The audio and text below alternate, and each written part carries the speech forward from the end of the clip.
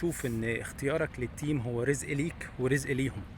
لان ممكن تشتغل مع افضل تيم في الدنيا ولكن التيم ده ما يحققلكش اللي انت عايزه، والعكس ان ممكن التيم ده يروح عند حد تاني يبقى افضل، وانت نفسك ممكن ان انت يجي لك حد تاني من مكان مختلف مش محقق نتائج يحقق نتائج معاك انت. فدايما بقول لو انت البيزنس بتاعك بيعتمد على لعيب واحد او بيعتمد على شخص واحد يبقى البيزنس بتاعك ضعيف.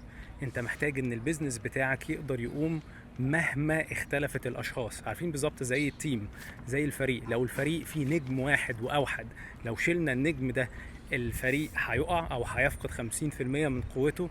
تعرف ان البيزنس بتاعك انتوا كلكم بتشتغلوا عند النجم ده. ولكن انت محتاج ان انت تبني سيستم، والسيستم ده سواء مين اللي بيشتغل انت عندك القدرة ان طبعا ما يقلش قدرتك عن 80%.